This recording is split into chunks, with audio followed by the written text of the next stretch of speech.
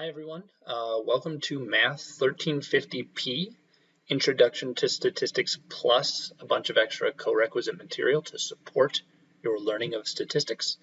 My name is Lane McConnell. I'm going to be your instructor this semester, and I want to go over just a few of sort of the nuts and bolts of how the class is going to be set up and what you can expect sort of on a daily and weekly basis as we progress through this semester. Most of this information is available on the syllabus. That's essentially what I'm just going to kind of read through, but I'm just going to try to highlight the important points, the greatest hits, if you will. So again, my name is Lane McConnell. The best way to get in touch with me is via email. That email is in the syllabus. It's in the instructor information tab on CNM Learn. And there's even, I think, a CNM email link in CNM Learn that you can click on and select my name and send me an email that way. But that's going to be the best way to get in touch with me. I'm not on campus at all this semester, so I don't have access to my office phone, and I'm not even going to bother giving you that phone number because I'm not going to be there to answer it. So if you want to get in touch with me, shoot me an email. As the semester progresses, if it turns out down the line you have questions and email turns out to be insufficient in order for me to answer whatever questions you have, we're going to set up some Zoom meetings. And so we can arrange a Zoom meeting where we can work together one-on-one, but you would just want to set that up via email. My office hours for the moment are just going to be by appointment.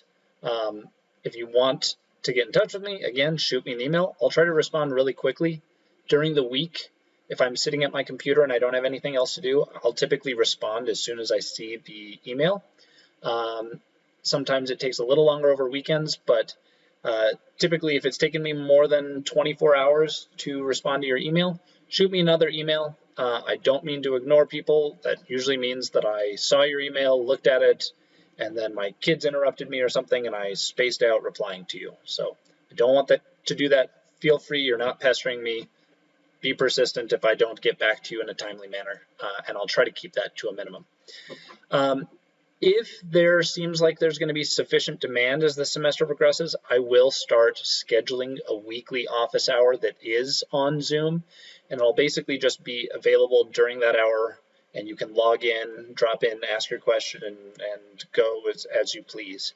But I don't want to set that up until I see how much demand there is for those types of office hours anyways. The syllabus has a lot of information about all the stuff you're going to learn. For right now, you probably don't care about that. It's a lot of terms that you don't know what they mean because you haven't learned them yet. So I'm not going to go through that. Instead, I'm going to go through more of how the day-to-day, again, will be structured. So we're going to be using an ebook through something called Alex that you will log into through CNM Learn. So there will be a link to Alex, and there's instructions for how to log in and get that all set up. And you can access our textbook through there. It's also where you will access your homework problems, as well as the co-requisite material that you're going to be working on that sort of supports the statistics material that we're going to be learning. So all of that is available online. You've got access to it right now as of day one. You don't need to pay for any of that again. There's a couple other things you are going to need for the course that you might not have paid for yet. One of those is a webcam. And it doesn't matter if you've got a laptop with a built-in one, that's fine. The only reason we need the webcam is for exams. I'm not going to be forcing you to come to weekly meetings and I need to see your face to count you as having attended or anything like that. Nothing like that. The only reason we need webcams is to proctor exams. We're going to be using some software called Respondus Monitor. There's instructions and a little YouTube video link here on CNM Learn that I'll point to in one of our first modules that'll guide you through how to set that up. And essentially all it is when you take an exam, you'll need to be recording yourself so that we can make sure you're not cheating. So One other thing that you may need to purchase, and I'm trying to find a workaround for this right now, is a graphing calculator. If you have access to one, either like a TI-84 or even an older one, a TI-83 or any variation on those, great. If you know somebody that has one and you can borrow it, also great. But if you don't have one, they're pretty expensive. Buying them new, they're typically about $100, maybe even like 120 at some places. And so I'm hoping to avoid that expense. There are some free apps available for both iPhone and Android. Actually, I think the iPhone one is maybe $6 or something like that, but it's a lot cheaper than $100. And I'm trying to find a way that we can kind of use those instead of having to actually buy graphing calculators. So I'll work that out as the semester goes on. Again, you're welcome to use the apps for any homework problems that you've got. And it'll just be a question of whether or not we're allowed to use those during exams. In general, we don't want to let you guys use your phones during exams. And so I'm trying to find a workaround where maybe some of the problems that would require the calculator, I leave off of exams and put on other assignments. So we'll see how that goes. I will keep you guys posted on that as it develops. I'm talking to some of the other instructors and we're actively trying to figure out a workaround. But at the end of the day, we may just have to bite the bullet and I may just have to force you to buy those calculators. So I apologize in advance if that works out to be the case. I think that's it for the materials that you'll need. As far as the actual course expectations, this class is going to take a lot of work. There's going to be kind of two components. There's the Math 1350 part, the statistics part, and then there's the P part, all of the co-requisite material that's going to support that statistics. And the way that we're going to deal with that is using ALEKS. So all of that co-requisite material is going to be covered in ALEKS. If you've used ALEKS before, it's a piece of software and it basically gives you an initial test. It'll check to see how much of the material you already know, and so that way you can skip that stuff and you don't have to try to relearn it. And based on that first that test you take, they're called knowledge checks, it'll give you problems. And those problems are designed specifically to support the topics that we're going to be covering in statistics. So every week you will have a co-requisite module of material that you need to go through. Depending on how you do on those knowledge checks and how much of the material you already know, it may not take you a lot of time, but if there's a lot of that material, if it's been a long time since you've taken a math class, you may have a lot of work to do in there. So I don't want to try to give too much of a time estimate, but I would expect that the co-requisite material is going to take probably about 3 to 4 hours a week for most people. And luckily that's kind of front-loaded in the semester. By about week 6, that should really kind of ease up a little bit, and we'll be through a lot of the co-requisite material that you need in order to succeed in the statistics class. But early on here, it is going to be a lot of work, and I recognize that. That's why this class is such a big class to begin with. It really is, you're going to be putting in the work of essentially 2 math classes early on in the semester. So the co-requisite material will be in ALEKS. The homework problems will also be in ALEKS, but they'll be a little bit slightly different form, and I'll try to have a little video and an explanation kind of differentiating those 2 sets of problems. So you'll have the co-requisite material on the one side in ALEKS, and you'll have your actual statistics homework problems on the other side in ALEKS. We'll sort of divvy those up. In order to complete the homework, you're obviously going to need to learn the material. And the way that you're going to be doing that is hopefully by watching the lecture videos that I'm going to be posting.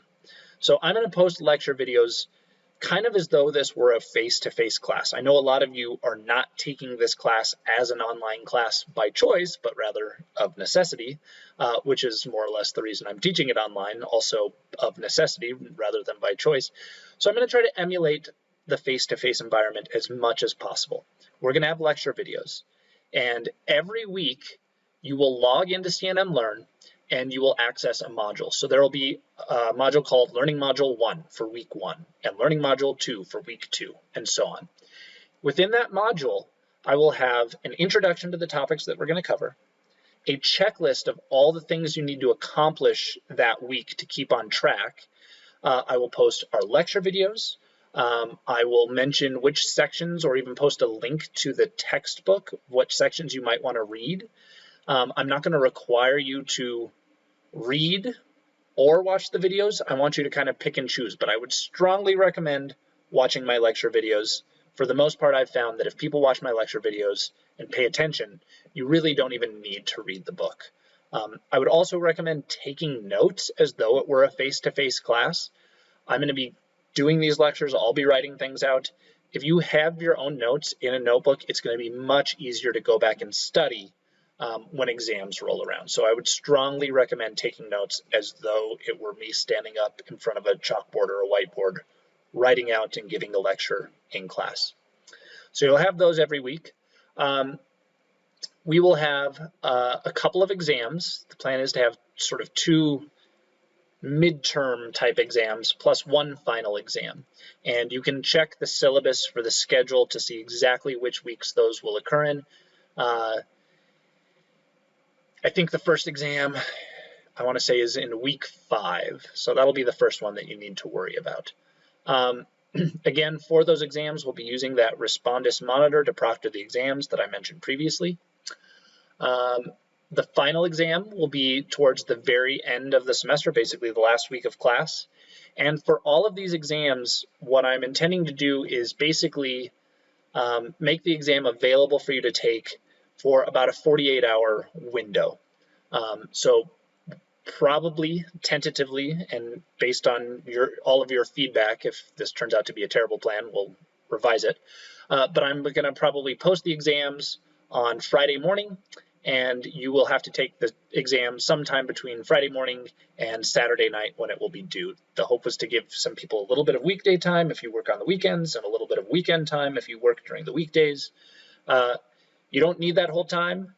The exams will be designed to only take about an hour and 15 minutes, and that's how long you'll have. So once you start the exam, you'll have 75 minutes to complete it, but you can take the exam anytime within that more or less 48-hour window. So that's how exams will be structured. The one other thing that's going to go to your grade that's going to require a lot of work, well, some work on your part, is a final project. And that'll be assigned probably about 2 or 3 weeks out from the end of the semester. It shouldn't take long. My guess is the project will take maybe 3 hours, 3 or 4 hours for most people, and that'll count towards your grade as well. And then one other thing that I am just now remembering, you will also have participation points, just to make sure that you guys are staying on track and keeping up with things. And we will have occasional discussion posts using the discussion board in CNM Learn, where we go over sort of big picture topics and big ideas. And I will ask you guys to post in those and respond to some classmates. It's not going to be a ton, but you can expect a handful of those throughout the semester, again, to kind of emulate the types of conversations that we might have if it were an actual face-to-face class. So you can look in the syllabus to see the details of exactly what all those different components of your grade are, how they're all weighted, and that's what I would recommend to sort of figure out how your grade's going to be completed. I do want to mention, going back to the homeworks, I'm going to only require you to maintain an 80% average on the homeworks, and that includes the co-requisite material. You don't need to get through all of it.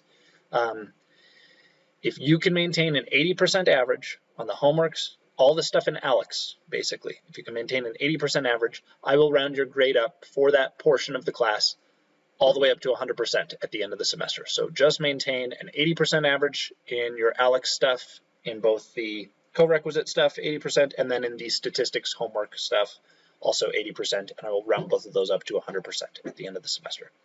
Hopefully that gives you some flexibility. If you've got a heavy week, a busy week, and you fall a little behind or turn something in late and get some reduced credit for it. There's some important deadlines in the syllabus, just giving you a sense of when you can drop the class. You can get a refund basically 2 weeks after the class starts. I think September 14th is the date for that. And you can change your grade or drop the class with a W all the way up until November 6th. Yes, let me just check and make sure that's the right date. Yes, November 6th. So just keep those dates in mind. At that point, we should have covered a lot of material, and you should have a pretty good sense of how you're doing in the class at that point.